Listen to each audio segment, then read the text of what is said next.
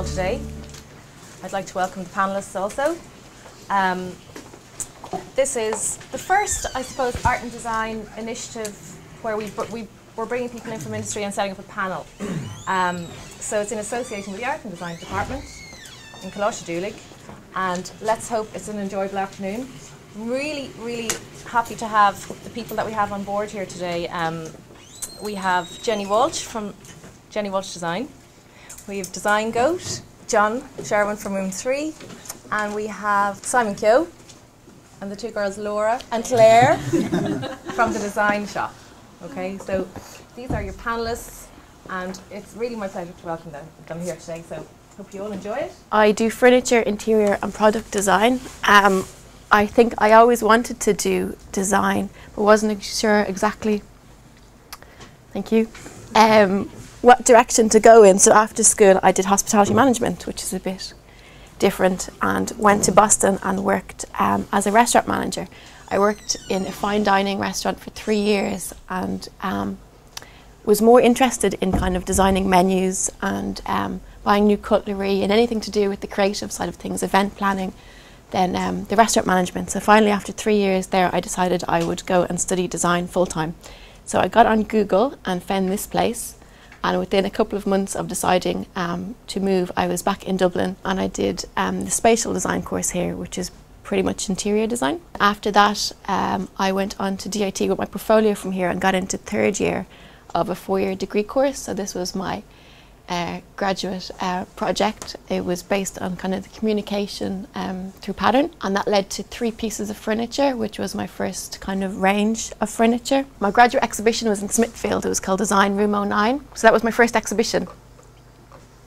And then the big thing, what do you do now? You're back in the real world when you've graduated from college, not really sure what direction to go in. So I thought, let's go to London, let's do London Design Week. I had no idea, of course, it was going to be so expensive or complicated, but put together a group of friends, people I'd been in college with and people I'd met, and organised for us to take part, to have our own stand at London Design Week. And then we came back and found we got an awful lot of media coverage from going. So after the show in London, we got about 100 articles all over the world, which was kind of nice and fun. Going to London made me realise I didn't know anything about the business side of things. So I came back and looked for an internship for a company where I could learn all about sales and marketing and production and that kind of thing. So I went to work for Too Cool Design. It was a very fun place to work, and I did an internship for nearly a year there. I then went on and made new and improved versions of my original projects. So the next plan was to make proper, real, professional versions of everything, and then to invest in photography, and then do a lot more exhibitions and kind of loans, press loans, lending furniture to magazines for photo shoot. And then I needed to find a shop somewhere to sell my work. So I went to Clare and Laura, who were sitting right here, and they took my furniture range and put it in the shop, which was brilliant. I was very excited. And then I needed a studio to work from. So I had done my internship in a place called Distillery Court, and there was an empty building across the road called the Malt House. There was 2 guys from Locker 13, 2 NCAD graduates who were using a small corner of it, and we kind of got together and had the idea that maybe if 5 or 6 of us cleared this space out and made our own little showroom and desk space and turned the basement into a workshop, that we could kind of create a design centre, a place where we could all work together. So Duff Tisdale agreed to let us take all of their stuff and turn it into this showroom. So for the next year, I just kept designing more furniture and kind of little commissions for different places, and then started doing clocks. I wanted something, it's a kind of a slightly different direction. I just wanted something smaller, more gifty, that I could sell at a lower price point. So this was the first one, Time Flies, so it's a fly, it's kind of a pun. And then I did a range of them over the next, I guess, year. So then back to London again, another year later. This time with just lots of clocks, which was brilliant because I didn't need a van, I just brought a suitcase. By the end of this show, I think I had 50 stockists in 7 countries. Arnott's was one of my busiest stockists. This is the studio now that I have in 97 Bagot Street. I share with a milliner and a jewellery designer. So the 3 of us are in there. We have a little showroom, and then our studios are at the back. I'm back now full circle. I'm not concentrating on wholesaling clocks anymore. I'm focusing on furniture design, which is lovely because it feels like I haven't done it in forever. So I'm back to designing furniture, but this time for other brands, for other manufacturers. I just do the design and other people kind of look after the sales and marketing and everything else. Hello everybody. We are Design Goat. We are industrial designers. We run a industrial design studio called Design Goat. We make lots of things and we do very odd projects, and we sort of have a very broad range of work. But we met in NCAD where we both studied industrial design. We worked on some projects together in college, had a good working relationship, and basically decided that when we finished we would set up a studio as opposed to chasing jobs or internships or whatever it might be. So this was one of our more recent projects, which is kind of a common project, which is a custom furniture job. We were asked by the Irish Museum of Modern Art to make some furniture for their lobby as they were reopening the original Kilmainham Hospital. So we came up with this idea to make this really simple sort of comforting furniture, so nothing too stark, nothing that could be mistaken as modern art, so people would actually sit on it. And we played around with composition a lot, so we used 3 different materials. Everything's sort of done in 3s. This is a Petit Four plate for Chapter 1, which is a Michelin star restaurant on Parnell Street. And this sort of came through a long collaboration, I guess, with Ross Lewis, who's the head chef there. So these are all CNC'd and hand-finished solid walnut plates. It's just chocolates and biscuit twills. And it was quite a nice project to work on. It took a lot longer than some of the cafes that we've designed, or some of the furniture that we've designed. It took about a year, I think, to get from idea generation to the final product. Yeah, this is a job we did for a PR company called Think House. They were the first company that came to us with a really open brief, and just they asked for something cool in the lobby. It had to be a table and chairs to seat anyone who was coming in the door. So we decided to make an interactive table. And there's a camera directly above the table, and any movement or objects on the table will illuminate directly below them, so it kind of casts a light shadow. So your experience is this kind of element of surprise when you put your cup of coffee or your notebook down on the table, that it lights up underneath. Making it that thin was probably the biggest challenge, to get the light right and the camera height and everything else, but also to make it look like a regular dining table. It was a bit of a challenge. There was a barista who had a small coffee shop in the lobby of a club on Abbey Street in Dublin, and we'd frequent it and use it as a kind of a temporary office. And when we heard he was opening up a new place, we asked him if we could be involved, so we decided to take a risk and give us a chance. So he had this space in Grand Canal Street, and he basically handed it over to us and said, look, it needs to do this and that, and we just kind of had free run in the place. So we decided to use this modular scaffolding system. You see it on building sites and as safety rails and things like that. And we decided to turn it into furniture, which was a bit of a challenge because it's not a very elegant material. It was really exciting for us to work with him because we had a lot of respect for what he was doing, and the fact that he was opening this in Dublin as one of the best baristas in the world was pretty exciting. When we were considering leaving, like most people, it was kind of refreshing to see that there's good things happening in Dublin. That's only gotten better and better since then. This is Brother Hubbard, which is another cafe we did, which came off the back of 3FE. And like a lot of our jobs, in fact all of our jobs, have come from either meeting people, drinking coffee somewhere, or a beer somewhere, or off the back of another job. So we have never actually seeked out a job apart from that first one, which is a very rare position to be in.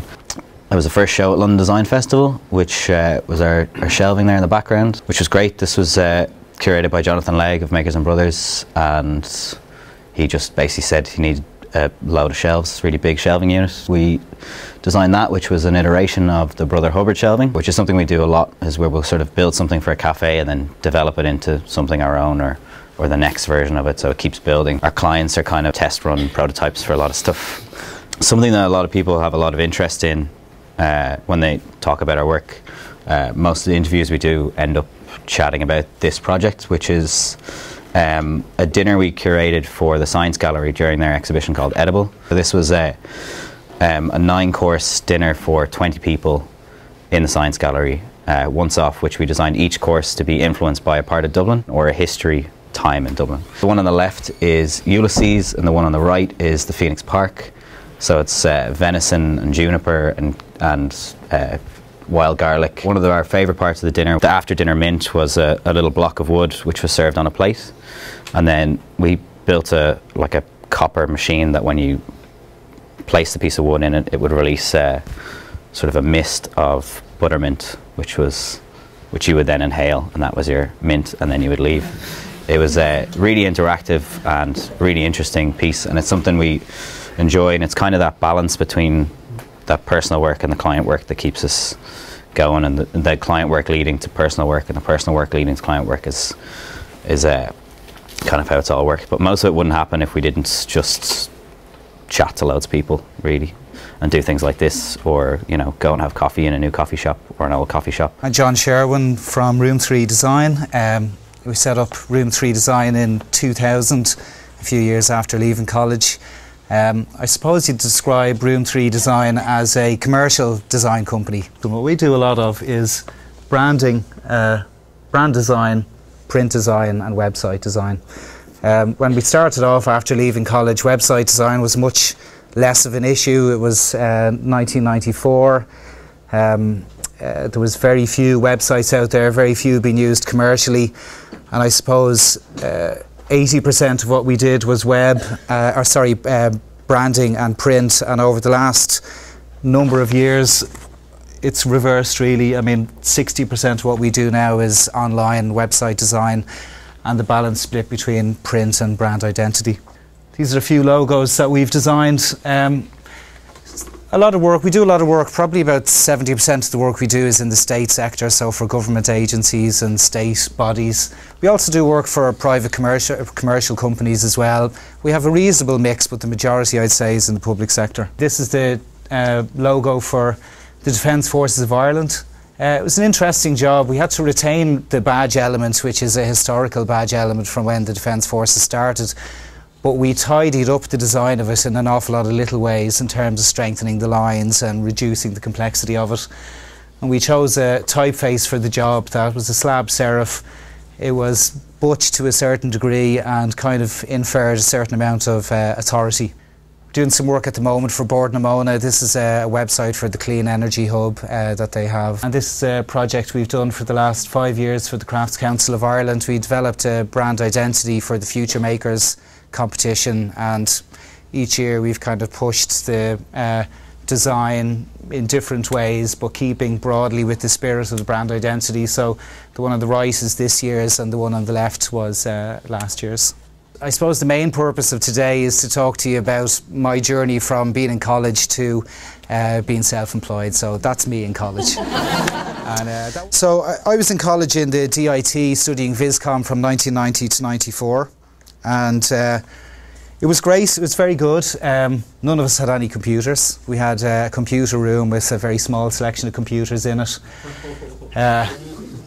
This was a big investment for me. When I got into third year, I bought a Apple Macintosh Quadra 700 to work on. There's a few important figures about that particular machine. The first important figure is that it cost me £4,500, which I borrowed from the bank. Now, a direct translation into euro is about 5.5 grand, something like that. But in today's value, it's probably more like 10 grand.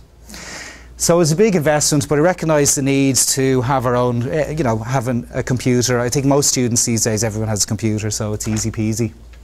I suppose what I want to talk to you about as well is in college, Nixers. I did a lot of little Nixers when I was in college. A lecturer got me to do a DL brochure for the sweater shop in Dublin. I did a pub flyer for the local pub that I was working as a barman in. I did some college art exhibitions for the fine art classes. I think in doing Nixers or preparing yourself for leaving college, you need to kind of be aware, put yourself forward, be available for little opportunities like that and take them all. They don't have to pay a lot, but just take every single opportunity that you can. So when I left college, I was doing a little bit of freelance work. Myself and 2 friends set up our own company called Hive Design Associates. We basically did anything we could get our hands on. We were moving to the next step, getting a bigger office. Am I ready for this? Do I want to be tied down? And I suppose I said no as well. And then Nathan, who was the third partner, who still wanted to go, was deeply disgruntled that the 2 of us were jumping ship. But it seemed right at the time, so we split the company up at that point. And after that we said, okay, well, let's go to Australia. We went to Australia for 9 months. And while I was there, I brought a portfolio of the work I'd done over, and I started to get some work in a freelance capacity with 3 or 4 different advertising agencies. We're up to 1999 now. When I got back then, I looked up Nathan, who I had been in Hive Design with, and he was setting up a company called RoomThree Design with a colleague, James Wogan, who was into the multimedia end of things and the digital end of things. So I bullied my way into their company, RoomThree Design, and the 3 of us set it up basically in 2000, and I've been running RoomThree Design since then. I think what's great about running your own business is the control of your own destiny, the job satisfaction that you get from being in control and doing things the way you want them to be done. And to some degree, a flexibility in your life when you need it. I found it a lot easier actually to come up with negative things about running your own business because it's extremely difficult. The level of responsibility can be a complete pain. It's stressful. It's very difficult to manage people, and if you're working with partners, you know, it can be difficult depending on the interpersonal relationship. I'd safely say that business partners I've been with, you know, it feels like I've gone out with them without the loving. But, you know, the flip side of the flexibility you may have while running your own company is also a lack of flexibility, particularly if you have staff, because you are setting an example for your staff. You can't expect your staff to behave in a way that you don't. I'd say self-employment isn't for everyone. I think it's largely driven by your personality type. Do you find yourself to be a hard worker? Are you motivated? Do you like making your own decisions? Do you like doing things your own way? Do you like learning from your mistakes? I think these are important questions to ask yourself, because if you're not that type of person, maybe self-employment is not for you. However, it has very low startup costs these days. You know, you're not going to have to spend £4,500 on a computer that can barely do anything. You know, you can spend £3,000 on a computer that can do anything to a professional industry standard. So you don't have that much to lose if you're in 2 minds about being self-employed. You can give it a go. The worst that can happen is that you don't remain self-employed, but that you gain a lot of experience that'd be very valuable to a future employer. Hi, my name is Clare, and this is my business partner Laura, and we run a business called Irish Design Shop. Just to give you a little bit about our background, the 2 of us met in college in NCAD. We both studied metalwork about 10 years ago, no, longer. We left in 2002, and after that we focused on jewellery making and selling on markets and things like that. We set up a studio together in Laura's conservatory, and then we moved from there into town to different studios and finally to our own place. I guess where the idea of the shop came from is that we couldn't find anywhere to sell our things. At that time there wasn't really any independent small design shops like there is now. So we decided to start our own, I guess, because we could see that there was stuff out there from working at the markets, that there were other people in our age group and that were making interesting things but didn't really have anywhere to sell it. So we decided we'd set something up online so that we could still make our own things and have time to do that. The kind of products we sell is quite different now. It was kind of maybe more arty, whereas we've gone maybe more functional and user-friendly now and better price points. We went from just having the online shop, we did a pop-up shop then that Christmas and realised that we needed a permanent space to actually sell from because people like to touch and feel and pick up craft items. And these are 2 of the products that are exclusive to our shop. The Irish Handmade Glass Company are a group of glass workers who originally worked for Waterford Crystal, so they're all expert glass blowers and engravers, and we asked them to make some work for us that would just be sold in our shop so that we can kind of differentiate ourselves from the other design shops that have opened up now around Dublin. We felt like we needed to make a move again. So we spent about a year putting together some applications to Dublin City Enterprise Board for some grant assistance, because we knew we would need this to make the move, because it would require significant investment. We found the perfect premises for 41 Drury Street. We've been there a year almost to the date. We just came across it after Christmas last year. The shutters happened to be up. We noticed that it was one of the only premises in the area that actually had floor-to-ceiling windows. So that's what caught our eye, and also that it was over 4 floors, which suited the workshop element of our business perfectly. We incorporated laminated birch ply, which was great for all the shelving units, because they could be all movable and adjustable, which was great for changing our displays, which are done seasonally in the shop. That's the finished shop. That's kind of the week after we opened. They put down new floorboards as well, and they cleverly put them at an angle so that it brought customers into the shop and directed them to the till area to buy some things. So that's the outside.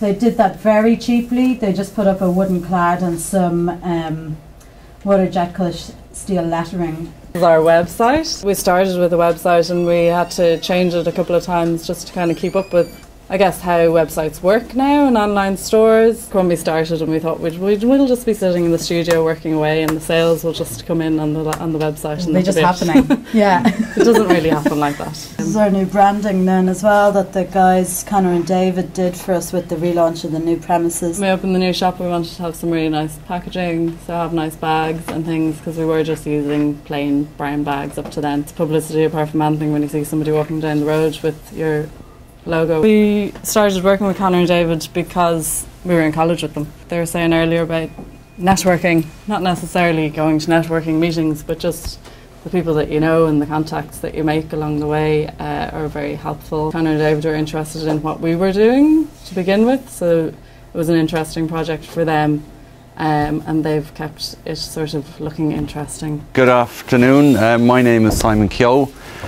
I am one of the directors of Urban Assembly. It's a new company. It's formed in July last year, but we were working I was working as a partner in an architectural company for the last, I suppose, 20 years.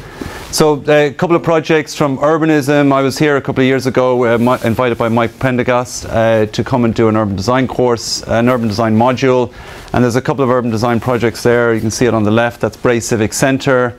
On the right is that's about a 5-acre site. So we've worked up in planning and urban design, we've worked up to 700 hectares of development, where you're looking at parks and you're looking at distribution of land, you're looking at historic sites, and you're looking at ways to integrate that. And the top left is actually our first project after college. We got a massive break. We went, my wife is Malaysian, we went out to Malaysia and we walked into a suburban office and they said they wanted to do a disaster recovery centre, and we thought, great, some sort of social angle to it, and we found out actually it's a backup facility for the banking system and it's funded by the IMF. So anyway, we produced this building with carte blanche. It's 50, we got a budget of, let me see, equivalent I suppose of about 70 million. And we were very good friends with the bank architect, and they said you can do whatever you want, basically. So it was a phenomenal project to come out of college. And then on the right, I went back after the crash here, and basically every architect lost their, well, I had a small practice, and the architecture obviously went right down. And I went back to college, I did a master's in visual art, and I did a whole pile of experimentations with sort of kinesthetics and various kind of permutations on that. When you put a business together, the structure, if you go to EI, the basic format in which you produce a business, if you've got ideas, is an innovative product. The other aspect of putting any proposal together is they want an innovative, dynamic team, and the other aspect is market. Where is your market? Where are you going to sell to? I said validation. Validation. What validation means is that you go to the Irish Design Shop with your idea, and they say, we love it, and you just get them to write that down in a letter, and that goes into your business plan. If you fulfill all those criteria there, you can then go to Enterprise Ireland, and of course it has to be export. The domestic market here is small. If you do that, and you achieve all those things, then you can have a go at what's called there's two types of funding from Enterprise Ireland, which again you're all able to apply. There's funding of about 100,000, and through the various grants, there's a high potential startup grant or competitive start fund, and they'll give you your first leg up of 50 to 100,000, but they want to see you that you're capable of turning over 1.3 million in about 3 to 4 years. When you start to do the figures, and I didn't think it was possible to achieve that, but when you start to actually add up figures and you start to put sales figures in, actually, believe it or not, you know, with 1 or 2 or 3 products, you're quite capable of achieving it, provided of course you're in a number of different shops. This came out of my master's thing, and I suppose I was just thinking about just innovative ideas. You guys are all creators, so I'm sure you've got hundreds of ideas, and I think the key thing there is it innovative? It's really important when you're setting up a business to think about, does the team that you're putting together have complementary skills? So if you're all really interested in finance, well then you'll set up an accountancy company. But if you can join a financier to a designer to a strategist, happy days. You know, you've got really good skills that you can bring together, and I think I think colleges are starting to begin to think about how to train young graduates in this field. One of the ways we're going to raise money for our business is through the crowdfunding platforms. Again, how people are lending money now has completely changed. What crowdfunding offers is a possibility to be able to get your product out, to get funding to be able to manufacture your product. And it's really, really vital. I don't know, I presume you've all heard of things like Kickstarter. That's a reward-based scheme. You don't have to give away any part of your company. It's actually like it's a pre-selling site. So before you've actually made anything, you can actually stick up images of it on site, and you can actually people that will back you. Start with the innovation voucher. And that's something, if you have an idea, you can hook up with your college, and it's $2,500. And again, just put the word innovation voucher, Google innovation voucher, and ask your college if they really believe in what you're doing to come on in and develop the product. And that's $2,500, and that might get you to produce a couple of prototypes. It might get you a bit of marketing, and supplement that with what's happening in your enterprise board. I suppose just as a last note is just to say, well, listen, that's really the key. I mean, you know, you don't really know until you actually try. And I'd say that's the big end note. Okay.